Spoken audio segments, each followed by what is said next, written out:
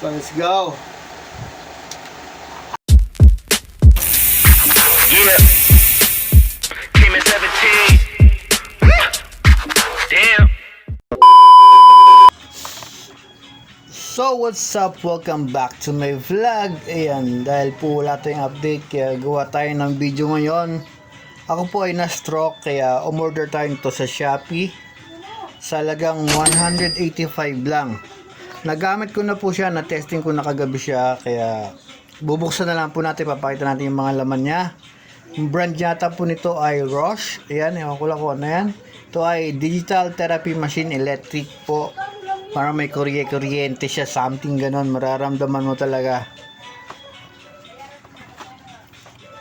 So, ating buksan na, let's go! So yan, let's go, buksan na natin. Ito po ang kanyang mga laman. Kaya meron siyang kasamang manual. At sa kanyang pinaka base monitor, ayan. Kasama din po siyang free battery. Yung pads, apat po yan, kasama niyang pads, ayan, magkadikit-dikit lang. And then nagamit ko na nga po siya. And kanyang adapter. Ayan, ano pa ba? Ayan, pasensya na, one hand lang po kasi ako ngayon, kaya isang kamay lang gamit natin sa pag-vlog.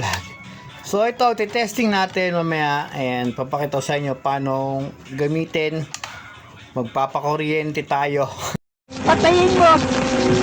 Patayin mo yung switch ako kung Gago! Kuryente natin sarili para makita nyo kung paano siya yun na yun. Paano siya i-operate and everything.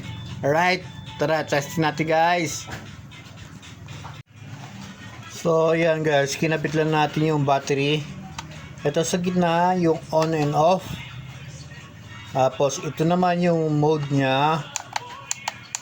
Ayan, mamimili ka dyan kung anong stroke ang inyong kung anong mode pala ang inyong pagpipilian. Then ito ang kanyang strong adjust ng kanyang lakas, yung parang volume niya na pwede nga hanggang 15 yata to yung lakas na. Ayan, 15. Ito naman pagbabawas ng kanyang volume, yung lakas niya. Then ito yung time. Yan, 5 minutes, 10 minutes, and 15 minutes. So akin lagi ko lang gamit is 5 minutes. Okay, so yan ang mga function guys. Ito yung battery, and ito yung salpakan ng para sa ito sa pads. Then ito yung para sa adapter. Pag ginamit nyo ito, kailangan 4 na pads pa nakadikit sa katawan nyo. Kasi ito 4 to eh. So kailangan yung 4 nakadikit para gumana siya. So let's go. So yun nga, ito na siya ngayon. Ayan. Yan, nakadikit na sa akin yung balikat, yung dalawa. Then dito sa tricep and dito sa arm. Ayan, ito po yung side na to. Ito yung stroke sa akin. So i-testing na natin yan. Yan, one hand lang ako eh. Ayan, i-testing na on natin siya. And piliin natin yung stroke mode. And nako, ito na. Ayusin mo natin yung time. Lagyan natin sa 5 minutes lang. So tara, let's go.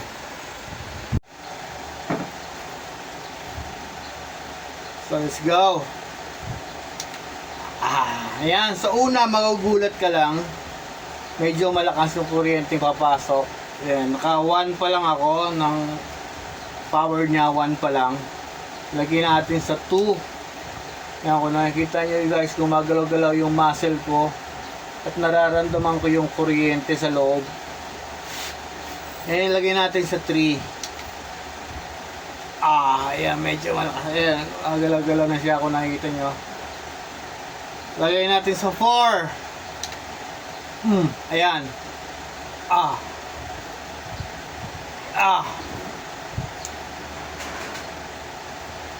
Lagyan na sa 3 lang yung kaya natin. 3 lang.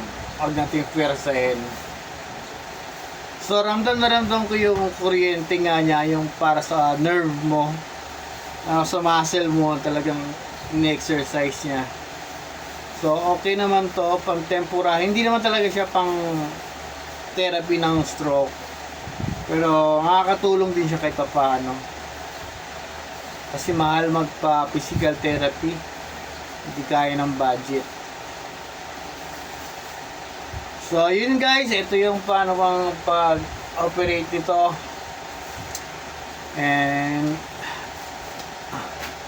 thanks for watching. Bye-bye, salute, have a good day, good night. Bulol-bulol pa.